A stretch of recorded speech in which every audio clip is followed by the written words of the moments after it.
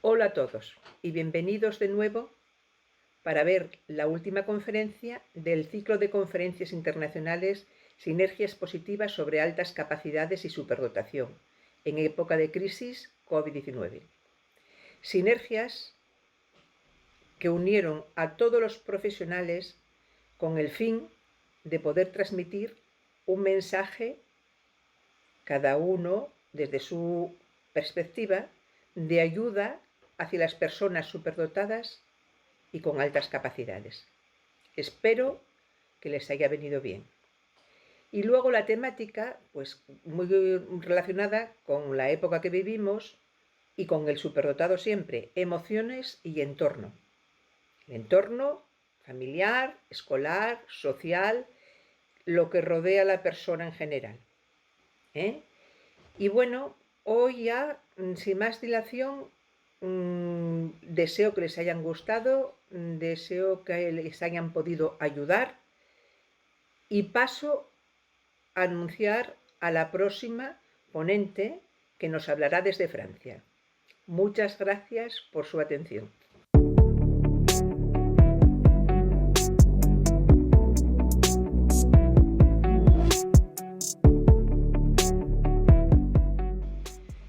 Hoy tengo el placer de presentarles a Jeanne Sofachan, psicóloga y psicoterapeuta francesa, especialista reconocida en superdotados. Hizo una contribución decisiva en la comprensión y en el conocimiento de las personas superdotadas, tanto de niños, adolescentes y adultos superdotados. Involucrada individual y profesionalmente en la meditación de atención plena conciencia, mindfulness, exagregado del Hospital de París y Marsella. Creó Cogito Z, que era el primer centro europeo de psicología integradora y que se extendió actualmente por Marsella, Aviñón, París, Lyon, Nantes, Dax, Niza, Londres, Ginebra y Bruselas. Pues bien, Jeanne Sofachan para mí también tiene un significado especial porque su libro, Demasiado inteligente para ser feliz, me lo recomendó mi hijo. Yo conocí a Jeanne a través de mi hijo. Libro que empecé a leer y que no había terminado cuando mi hijo partió. Entonces, el volver a retomar y seguir leyendo, pues bueno, era casi imposible. Pero gracias a la ayuda de muchos, pues seguimos. Pasamos a la conferencia de Jeanne con el título Inteligencia, atención plena y alto potencial, feliz alquimia. Sin más, pasamos a escuchar a Jeanne. Muchas gracias por su atención. Bienvenida, Jeanne. Bonjour tout le monde, je suis vraiment très heureuse de vous retrouver aujourd'hui pour parler d'un sujet qui me tient particulièrement à cœur. Merci beaucoup à l'association Enol de me donner cette possibilité d'être avec vous aujourd'hui de Paris. C'est formidable. Et ce que j'aimerais vraiment élaborer, partager, vous transmettre, c'est toute cette importance immense de l'apport de la pleine conscience quand on a ce fonctionnement surdoué. Alors moi, je vais utiliser ce mot de surdoué pour parler de ces enfants, de ces adolescents ou de ces adultes-là. Peut-être que vous savez que mon livre français est paru en espagnol, Demasiado inteligente para ser feliz. Je ne suis pas capable de parler vraiment espagnol, mais néanmoins, je suis très attachée à l'Espagne et ravie de pouvoir partager avec cette communauté espagnole.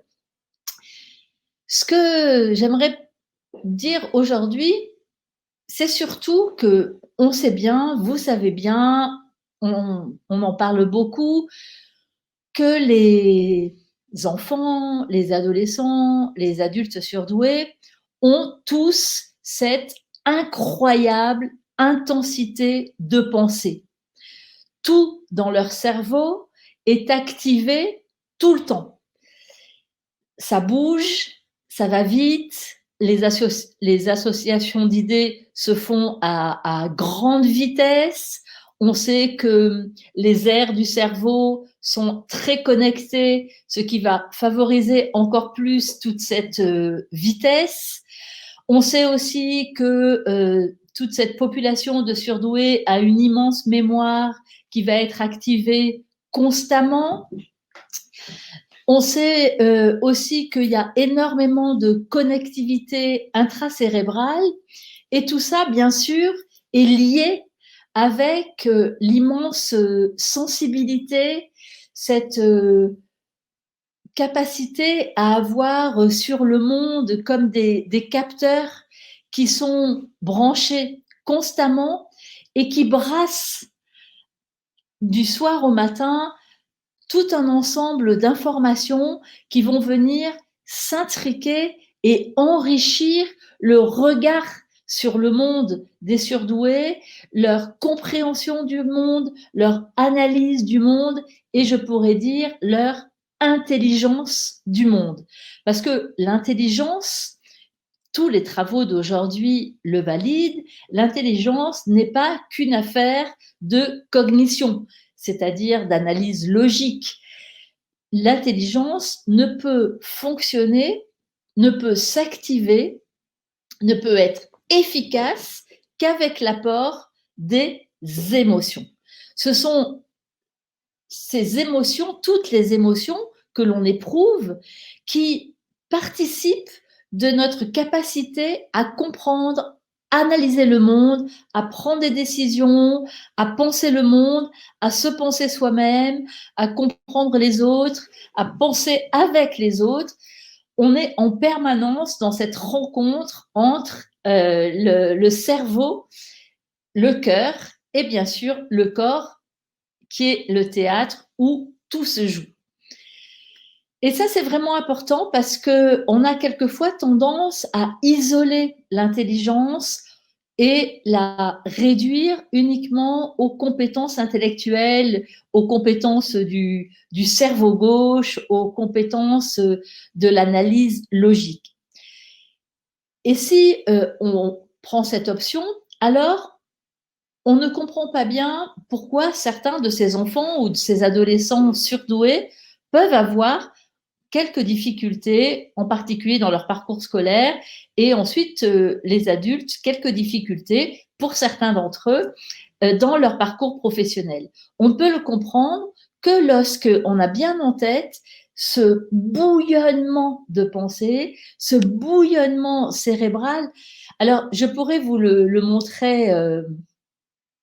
Je pourrais vous le montrer comme ça, avec cette image ici qui montre ce cerveau c'est une vraie image de cerveau et qui montre ce cerveau toujours en fonctionnement avec toutes les aires cérébrales qui sont hyper connectées et qui donnent cette intensité de pensée, un cerveau toujours actif du soir au matin et du matin au soir, avec tous ces neurones, bien évidemment, qui vont se connecter à très grande vitesse et une vitesse de transmission des informations qui est toujours énorme, incroyablement, extraordinairement active.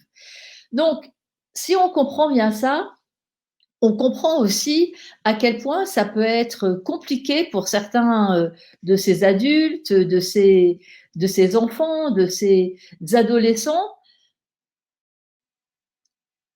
de se poser pour pouvoir organiser plus sereinement leurs pensées, pour pouvoir réfléchir, mais même quelquefois pour ne pas être totalement envahi par ces pensées toujours en arborescence, par ces pensées toujours en marche et qui bien évidemment peuvent quelquefois complètement embrouiller on pourrait le regarder comme ça, c'est-à-dire cette arborescence de pensée qui en permanence va se déployer dans le cerveau, et ce, toujours bien sûr associé aux émotions qui s'activent en permanence. Alors, un autre point qu'il est important d'aborder, c'est tous ces aspects. Donc là, effectivement, on comprend bien à quel point l'arborescence de pensée fait qu'on en a tout le temps plein la tête et que ça peut être quelquefois compliqué et douloureux de ne pas pouvoir tranquillement aborder ses pensées avec toute le calme et la sérénité que ça suppose, et bien sûr avec tous les aspects de personnalité où on pourrait dire que dans le fond,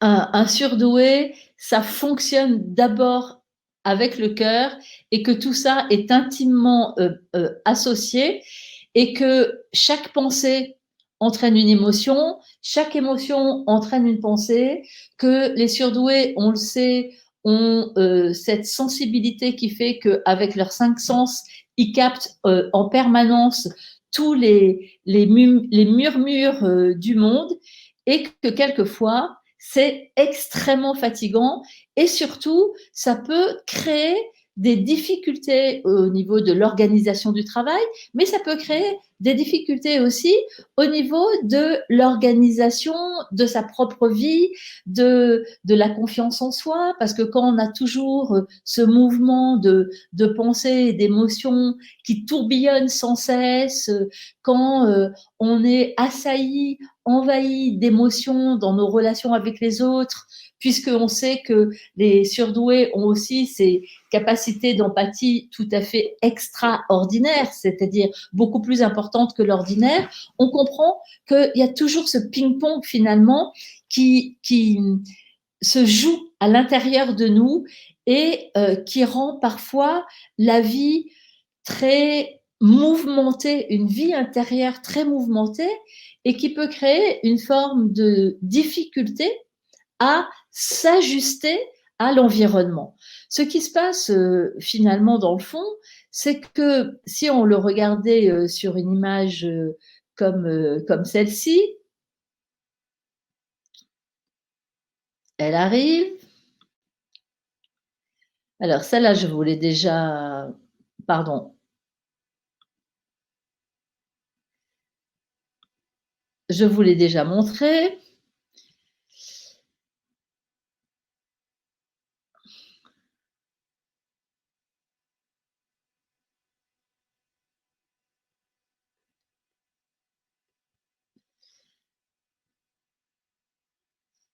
Mais dans le fond, j'espère que vous voyez bien l'image là. Alors attendez, c'est pas tout à fait sûr. Je recommence. Ça n'a pas une importance énorme, mais c'est simplement que quelquefois, les images permettent de mieux mémoriser et de mieux se saisir de ce qu'on est en train de dire. Donc, ce qui se passe avec cette population de surdoués, hein, les petits ou les grands, c'est cette sensation constante d'en avoir plein la tête, d'en avoir de toutes les couleurs, d'en avoir de toutes les formes, et que tout ça bouge constamment. Et c'est là où on va se poser la question, et combien de fois les surdoués en consultation posent ces questions en disant « mais comment je peux faire pour m'arrêter de penser? Comment je peux faire pour me mettre sur stop? Comment je peux faire pour trouver ce bouton stop qui me donnerait la possibilité de ne plus être en permanence embrouillée comme ça dans ma tête, et qui me permettrait d'organiser mes pensées, qui me permettrait de ne pas avoir constamment ces sortes de pop-up qui arrivent dans mon cerveau, dans mon cœur, et qui m'entraînent encore et encore ailleurs. Comment je peux faire pour finalement avoir des moments de plus grand calme, de plus grande de sérénité? Comment je pourrais trouver un bouton un peu magique qui serait un bouton pause et qui me permettrait de souffler et de m'arrêter et de ressentir vraiment ce qui est important pour moi de ressentir, ou qui me permettrait d'analyser l'environnement avec plus de clarté, avec plus de lucidité, avec plus de sérénité. Comment finalement, dans le fond, je pourrais me poser dans un endroit de moi-même où les choses seraient beaucoup plus calmes, beaucoup plus sereines, beaucoup plus dégagées. Et c'est là où on se demande, quand on a ce fonctionnement de surdoué, comment on pourrait prendre cette forme de recul, cette forme de distance, non pas pour lutter contre nos pensées, non pas pour se débarrasser de nos émotions, bien sûr que non, on a besoin de nos pensées, on a besoin de nos émotions, c'est essentiel, mais pouvoir les regarder par moments, pouvoir regarder tout ce brouhaha, toute cette agitation et être soi-même au calme, être soi-même épargné et pas être pris dans cette tourmente constante qui fait que tout est tellement violent. Comment on pourrait faire finalement pour s'appuyer sur cette intensité, sur cette force, c'est-à-dire cette force qui est à la fois la force de la pensée, la force de l'intelligence, la force de la cognition, mais aussi la force de toute la dynamique émotionnelle sans être noyé, sans se laisser emporter par les vagues pour arriver à mieux harmoniser aussi le cerveau et le cœur. Et c'est là où, bien évidemment, l'apport de la pleine conscience va être tout à fait essentiel, parce que la pleine conscience a vraiment quelque chose de tout à fait étonnant, qui est que la pleine conscience, c'est vraiment un entraînement à être beaucoup plus attentif à ce qui se passe à l'intérieur de nous. C'est ça l'apport de la pleine conscience. La pleine conscience, c'est arriver à dégager un espace, à ouvrir un espace, à élargir un espace à l'intérieur de nous-mêmes pour respirer, pour s'apaiser et surtout pour arriver à se sentir dans une forme de tranquillité, de fonctionnement où les choses vont devenir possibles. Parce qu'en plus, qu'est-ce qui se passe dans nos têtes très vite? Dans nos têtes, on est très souvent en train d'anticiper, on est en train de planifier de ce qui va se passer après. On se fixe des objectifs. On se dit, je vais faire comme ci, je vais faire comme ça. Et puis, la réalité, c'est que la vie, elle est plutôt avec des creux et des bosses. Alors, on se refait des plans et on recommence indéfiniment. Ou alors, on va ruminer des choses du passé et on va très vite tourner en rond, comme on voit sur cette image, la personne qui est en bas, on a l'impression qu'elle va monter l'escalier, mais pour finir, elle arrive au même plan et elle va remonter encore l'escalier en ayant l'illusion qu'elle va monter et ainsi de suite. Et quand on rumine, on peut avoir la conviction qu'on va résoudre nos problèmes, mais dans le fond, on ne fait que repasser sur en plus des événements sur lesquels nous n'avons plus aucune prise. Alors cet entraînement à la pleine conscience qu'on appelle en anglais mindfulness, qu'on appelle en français méditation de pleine conscience, ce sont des pratiques, c'est un entraînement, comme je vous le disais, qui est complètement laïque, qui est complètement dynamique, qui est complètement contemporain et qui n'a rien à faire avec des courants plus religieux ou plus spirituels. La méditation existe bien sûr dans des courants religieux ou spirituels, mais c'est pas du tout mon propos. La méditation dont je parle, c'est vraiment cette mindfulness qui a été importée initialement des États-Unis par un docteur en biologie moléculaire qui s'appelle John Kabat-Zinn et qui a souhaité mettre en place des programmes pour permettre une meilleure régulation du stress, au départ, ces programmes de mindfulness, ils avaient vraiment cet objectif de réguler le stress.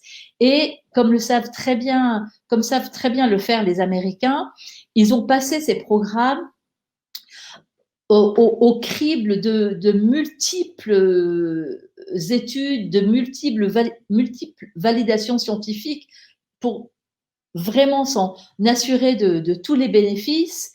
Et bien sûr, il y a énormément aujourd'hui de validation et de preuves de bénéfices de cette mindfulness qui permet de bien sûr réguler le stress, mais aussi d'apaiser le flot émotionnel, de retrouver confiance en soi, de booster son système immunitaire, de se sentir beaucoup plus centré dans la vie que nous sommes en train de vivre et d'être beaucoup moins dispersé, éparpillé dans ses pensées. Et vous comprenez bien que pour la population qui nous intéresse, pour cette population de surdoués, le fait d'être juste là, d'être vraiment dans le présent, dans ce que nous sommes en train de vivre. On sait, il y a des études qui ont été faites par l'université de Harvard qui montrent que on passe 49% de notre vie dans notre tête. Vous vous rendez compte? C'est considérable. La moitié de sa vie dans la tête et sans être vraiment dans le moment dans lequel on se trouve. Donc, l'entraînement de la pleine conscience, c'est vraiment s'entraîner à être dans le présent et de ne pas avoir notre cerveau qui part tout de suite, soit dans le passé ou qui file dans le futur. Ça ne veut pas dire que le passé ou le futur ne sont pas importants, bien sûr, mais pour aller dans le passé ou pour aller dans le futur, notre cerveau, il le fait tout seul, il le fait très bien. Il n'a pas besoin de notre attention. La mindfulness, ça entraîne notre attention à être dans ce présent pour vraiment se poser dans cet espace de nouveau dégagé. Et puis, tout va passer par le corps. C'est-à-dire qu'avec notre corps, on va s'entraîner à ressentir toutes les perceptions, mais aussi à observer nos pensées qui vont, qui viennent, un peu comme si on observait des oiseaux dans le ciel qui passent, ou des nuages, ou qu'on s'asseyait sur les berges d'un fleuve et que on voyait tout le flot du fleuve s'écouler. Mais on va pas se jeter dans le fleuve et partir avec nos pensées, partir avec nos émotions, se laisser embarquer. Et on va pas non plus tenter de se mettre en travers du fleuve pour ne pas laisser passer tout ça et essayer de lutter et de mettre à distance les choses. Non, parce que de toute façon, la force de nos pensées, la force de nos émotions est plus fort que notre mental. Et on ne peut pas décider de ne pas penser, on ne peut pas décider de ne pas ressentir. Mais ce qu'on peut s'entraîner à faire, c'est observer. Un petit peu comme je vous le montrais avec la personne sur le banc qui regarde finalement comme un spectacle tout ce qui se passe à l'intérieur d'elle. Et on peut observer nos pensées, nos émotions qui vont, qui viennent, qui passent, qui nous traversent, qui émergent, qui s'associent les unes avec les autres, même à très grande vitesse. Mais on n'est pas obligé d'aller se mettre dans ce mouvement. Et c'est vraiment ça, cet entraînement à la pleine conscience. Et puis, dernier point, c'est de laisser être. OK, mes pensées sont là. OK, mes émotions sont là. OK, éventuellement, ma douleur est là. Mes préoccupations sont là. Mes inquiétudes sont là. Tout ce qui fait que je suis moi, c'est là. Mais j'accepte que ça soit là. Alors, accepter, ça ne veut pas dire se résigner, mais ça veut dire que je reconnais la présence de l'ensemble de ce qui est là et que, en étant dans cette attitude, ça crée comme une espèce de lumière, comme une forme de clairière à l'intérieur de la forêt plutôt sombre de mes pensées, une clairière éclairée, dégagée, où je vais pouvoir me poser et où je vais pouvoir regarder tout ce qu'il y a en moi et puis alors décider en étant assis comme ça. C'est une image, bien sûr, mais c'est une image qui me parle, en tout cas à moi. J'espère qu'elle vous parlera à vous. En étant assis comme ça sur un rondin de bois en plein soleil, en pleine lumière, en pleine lucidité, en pleine limpidité, en pleine clarté. Alors, on peut regarder alentour tout ce qui se passe et on n'est plus complètement envahi. Et donc, vraiment, pour les surdoués, c'est une alchimie heureuse parce que ça va permettre de cesser ce tourbillonnement permanent et ça va permettre de retrouver des possibilités de fonctionner avec beaucoup plus de clarté et peut-être aussi, je ne sais pas là si vous le voyez, j'espère que oui,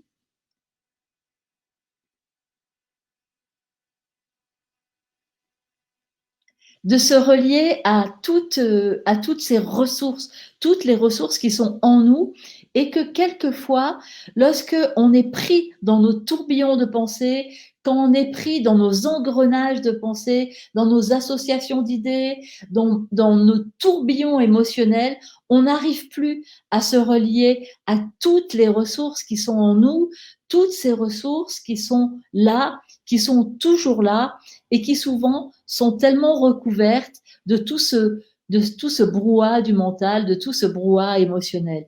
Et c'est vraiment ça l'idée de la pleine conscience, c'est de nous permettre de nous relier à tout ça, de libérer notre intelligence complètement, de se relier à nos compétences, de mobiliser pleinement notre énergie plutôt qu'elle soit diluée et absorbée par notre besoin d'enchaîner nos pensées et d'essayer de comprendre et encore et encore.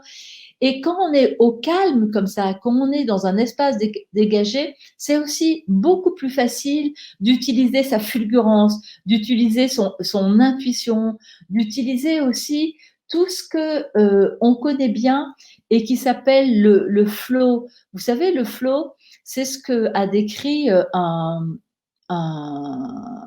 psychologue anglo, anglo-saxon, enfin, américain d'ailleurs, il est même hongro-américain, je crois, euh, qui s'appelle Mihai Csikszentmihalyi et qui a décrit cet état de flow, c'est-à-dire ces états, alors qui n'ont rien à voir avec la pleine conscience, mais vous allez comprendre le lien que je fais, ces états où on est totalement absorbé par la tâche, où on est totalement absorbé par ce qu'on est en train de faire. Et quand on est complètement absorbé par ce qu'on est en train de faire, c'est-à-dire qu'on est complètement aligné dans ce qu'on est en train de faire, alors les choses deviennent beaucoup plus faciles parce que on s'engage avec tout le corps et on n'a plus ce brouillage du mental, on n'a plus ce brouillage émotionnel qui vient nous perturber dans notre possibilité de vivre ce qu'on a à vivre et de penser ce qu'on doit penser. Donc, cette méditation de pleine conscience, elle va nous permettre aussi de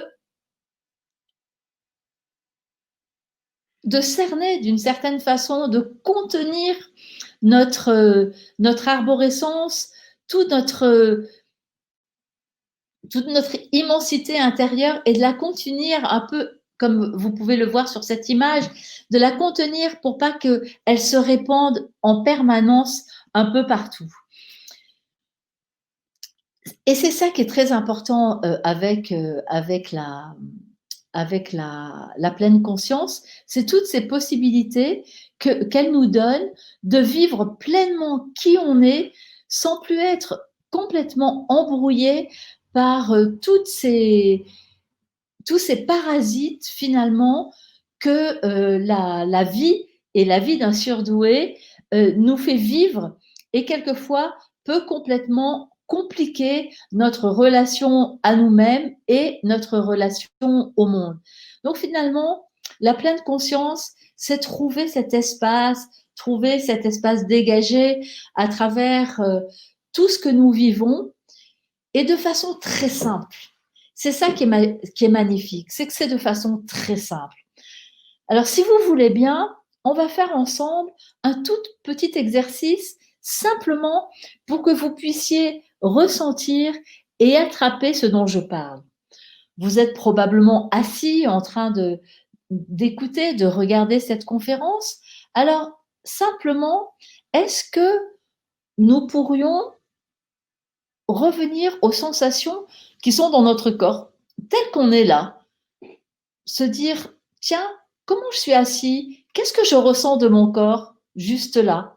Est-ce que je peux sentir mes pieds peut-être appuyés sur le sol, donc dans lequel il y a une forme de pression? Est-ce que je peux ressentir mes bras, l'endroit où mes bras sont posés, mes mains,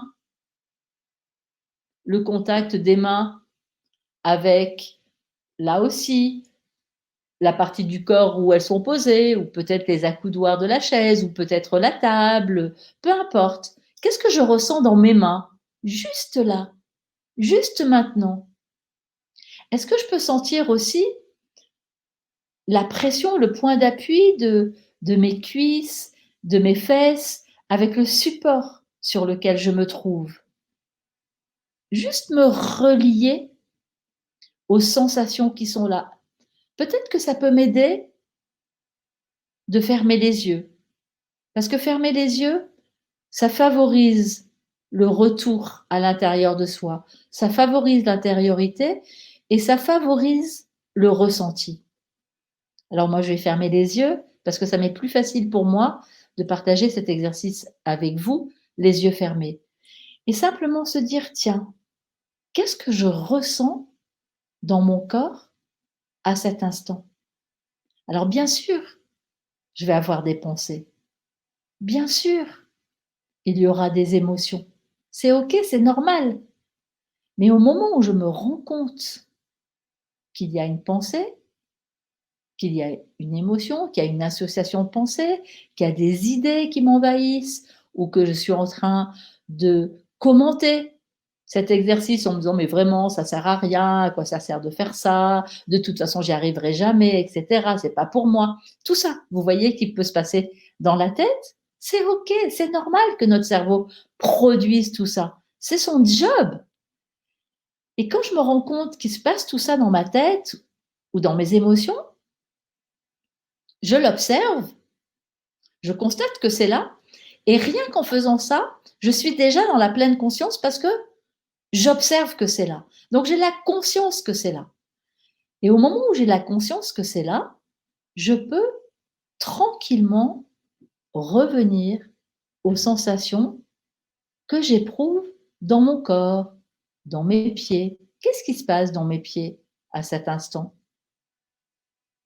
Est-ce que je peux sentir de la fraîcheur, de la chaleur, de la moiteur? Et si je remonte le long de mon corps, qu'est-ce que je peux ressentir dans mes jambes, dans mes genoux, dans mes cuisses, dans le bas de mon dos qui supporte tout mon corps, qui est une base stable? Et puis avec le faisceau de ma conscience, je peux remonter le long de ma colonne vertébrale, doucement, tranquillement, et arriver jusqu'à ma nuque. Qu'est-ce que je perçois dans ma nuque en cet instant, ou dans le haut de mes épaules, qui sont parfois le siège de tension?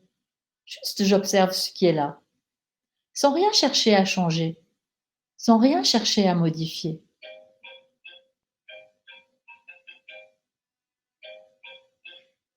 Et puis je peux doucement remonter jusqu'au sommet de mon crâne, comme si je pouvais ressentir un petit fil qui me tirait doucement vers le haut et qui permettrait à l'ensemble de mon corps de se sentir encore mieux aligné du bout de mes pieds en haut de ma tête. Juste rester là pour un instant avec toutes mes perceptions et ressentir encore et encore. Et bien sûr, revenir encore et encore à mes sensations dès lors que des pensées me traversent, dès lors que je me suis fait entraîner ailleurs, dès lors que je suis partie. Juste revenir, juste ressentir. C'est tout. Si vous aviez fermé les yeux, si vous avez essayé de faire l'exercice, alors on peut revenir dans un état de conscience plus ordinaire et peut-être essayer de constater l'état dans lequel je me sens maintenant par rapport à l'état dans lequel je me sentais juste avant cet exercice. Est-ce que je peux noter une modification dans ma façon d'être, dans ma façon d'être avec moi-même, dans dans ma conscience d'être? C'est juste ça, la pleine conscience. Et c'est ça qui change tout. Et c'est ça qui change beaucoup.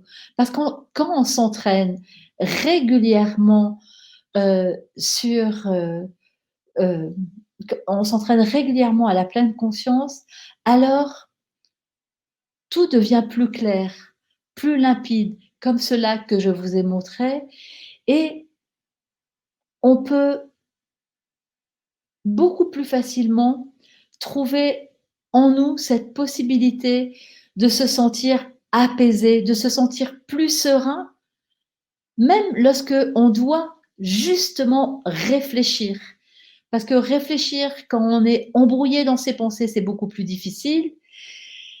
Réfléchir que quand on est embarqué par ses émotions, c'est beaucoup plus difficile. Mais quand on peut se poser, se déposer dans cet espace en soi, alors effectivement, on a beaucoup plus de facilité à retrouver notre capacité à vivre et à être et à se relier au monde en étant beaucoup plus ouvert et agrandi pour être dans cette relation pacifiée avec l'environnement. Et avant de vous laisser aujourd'hui, je voudrais simplement dire quelque chose qui est très important, c'est que bien sûr, on a tous envie d'être heureux et on a tous envie de ressentir ce qu'on appelle le bonheur. Et quelquefois, pour certains surdoués, c'est plus compliqué, c'est plus difficile parce que on se pose beaucoup de questions. Une question entraîne une autre question, et encore une autre question, et encore une autre hypothèse, et rarement une certitude. Et que quand on se pose comme ça aussi beaucoup de questions, on peut aussi être envahi de questions très existentielles sur la vie, sur la mort, sur pourquoi on est là, sur à quoi ça sert tout ça. Et quand on se pose ces questions en permanence, c'est beaucoup plus compliqué d'éprouver de l'apaisement et c'est beaucoup plus difficile de sentir en soi, de vivre cet état de satisfaction de vie et ce qu'on appelle donc habituellement le bonheur. Et j'aimerais vous rappeler que le bonheur, c'est pas quelque chose de conceptuel. Le bonheur, c'est pas quelque chose après lequel on court. Le bonheur, c'est pas quelque chose qui va se passer après, qui va se passer quand on aura passé tel examen, quand on aura tel travail, quand on aura fini tel concours, quand on aura tel âge, etc. Non, le bonheur, c'est une expérience. Et ça, c'est très important. Le bonheur, c'est une expérience. Et le bonheur, c'est une expérience. Ah, pardon, j'ai perdu mon image.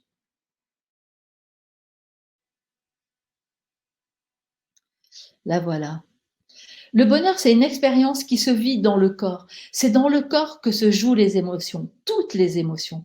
Et c'est dans le corps que se vit ce ressenti où on se sent bien. Et donc, c'est par le corps que nous devons repasser, en particulier quand on est surdoué, pour reconnecter cette immensité qui est en nous et toutes ces possibilités qui s'y trouvent et toute cette joie d'exister, cette joie de vivre et ce plaisir d'être ce que l'on est sans être en permanence envahi, embrouillé par tout ce va-et-vient considérable qu'il se passe quelquefois dans nos tête et dans nos cœurs quand on a ce fonctionnement de surdoué. Alors, voilà ce que je voulais partager avec vous aujourd'hui dans ce moment donc, post-confinement qui a été quand même bien particulier à vivre pour les uns et pour les autres, et où on a tous particulièrement besoin de reprendre notre souffle, de reprendre notre respiration, de renouer avec toutes les possibilités qui se nous trouvent en nous, et pour les surdoués, de s'entraîner à se relier à cet espace de calme qui existe toujours en chacun de nous, même si on a la sensation que ça ne nous sera jamais accessible. Oui, c'est possible, c'est un entraînement. Donc, je vous invite vraiment, après plus de 15 ans d'expérience aujourd'hui, de proposer de la méditation de pleine conscience à mes patients ou d'autres qui sont des enfants, des adolescents ou des adultes surdoués, de proposer des programmes de méditation de pleine conscience. Il en existe beaucoup en Espagne et je vous encourage vraiment, vraiment à essayer, à pratiquer cette pleine conscience parce que vous en ressentirez assez rapidement, je dois dire, de multiples bénéfices. Alors, merci encore à l'association Enol de m'avoir donné cette opportunité de partage aujourd'hui. Je serais ravie de vous rencontrer en vrai à une autre occasion et je vous dis au revoir et je vous embrasse tous très fort. Je vous laisse avec ça et je vous dis à très très bientôt. Merci beaucoup.